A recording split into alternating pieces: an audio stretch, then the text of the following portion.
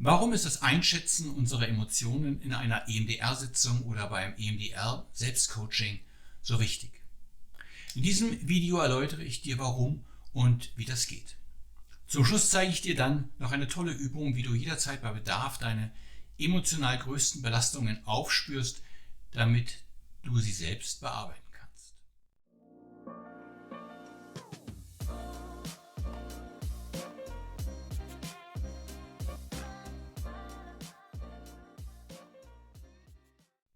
Würden wir uns hier jetzt zu einer EMDR-Sitzung zusammenfinden, würde ich dir recht früh an einem gewissen Punkt die folgenden 2 Fragen stellen.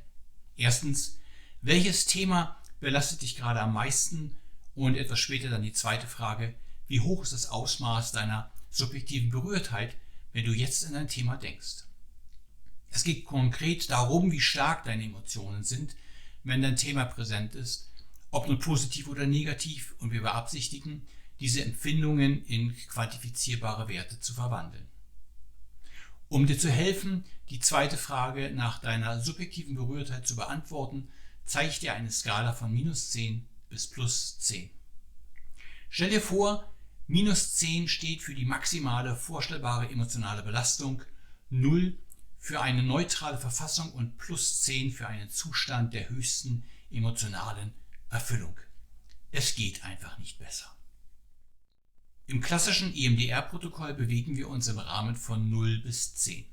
Der Wert 0 steht dabei für eine völlige Abwesenheit von einer Belastung und 10 für die höchstmögliche. Im therapeutischen Rahmen genügt diese bewährte 0 bis 10 Skala des klassischen EMDR-Protokolls.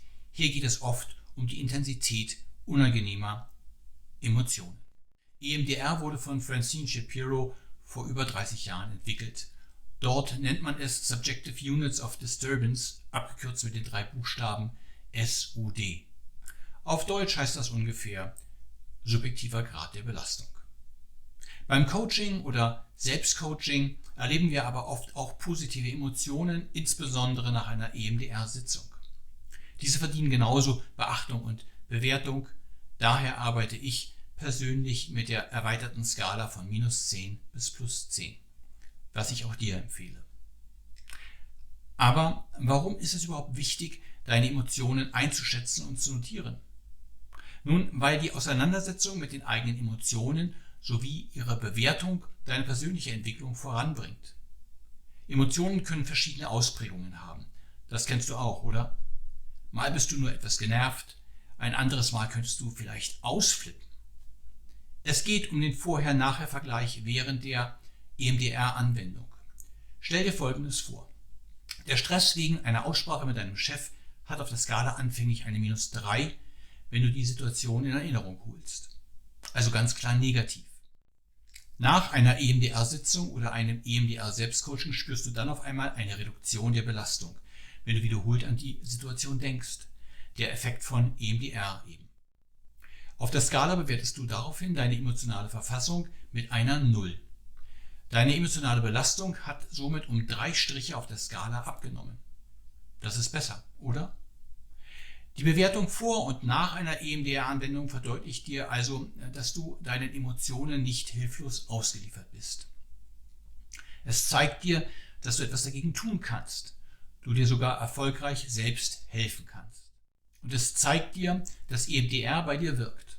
Wenn du gelernt hast, dass du in der Lage bist, deine Emotionen positiv zu beeinflussen, erhöhst du automatisch deine Stressresistenz. Denn du hast erfahren, dass du vor Stress nicht kapitulieren musst. Und, was dazu kommt, du steigerst dadurch deine Bereitschaft und deine Fähigkeit, mehr Belastungen auszuhalten. Du lernst, dass du Herausforderungen meistern und sogar anspruchsvollere Ziele erreichen kannst, wenn du möchtest. Klingt gut, oder? Lass mich dir von einer kurzen, interessanten Übung, die ich selbst gern mache, erzählen. Vielleicht ist das ja auch etwas für dich. Ich setze mich dazu mit einer Tasse Kaffee hin und mache mir besondere Notizen. Dabei erstelle ich eine Mindmap meiner aktuellen Gedanken und Themen. Das kannst du aber genauso gut in anderer Form niederschreiben. Es muss keine Mindmap sein.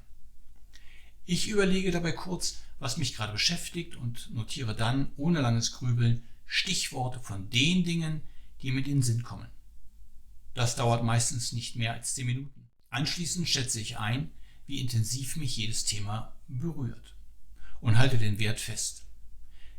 Ich lese dabei meine Punkte erneut durch, fühle in mich hinein und schreibe dann Zahlen von -10 bis +10 dicht neben das jeweilige Stichwort zum Thema. Danach wähle ich das eine Thema aus, das mich am stärksten negativ berührt. Dann setze ich mich bequem hin und starte eine EMDR-Selbstcoaching-Sitzung. Dabei folge ich den 6 Schritten meiner Selbstcoaching-Anleitung. Den Link zum kostenlosen Download findest du übrigens unter dem Video. Da solch eine Session oft nicht viel Zeit in Anspruch nimmt, bearbeite ich manchmal noch ein zweites Thema, das mich ähnlich intensiv berührt. Häufig erkenne ich sogar, dass die Themen irgendwie miteinander verknüpft sind. Wenn ich meine emotionale Reaktion auf ein Thema herunterschraube, betrachte ich meist auch andere Themen in einem positiveren Licht. Meist fühle ich mich danach deutlich gestärkt. Ich bin ruhiger, fühle mich besser gewappnet. Wenn ich von Dingen gestresst war oder das Gefühl hatte, emotional überwältigt zu werden, ist das dann meist weg. Und ganz im Gegenteil, weicht sogar einem neuen Tatendrang. Ob das auch etwas für dich ist, ist natürlich deine Entscheidung.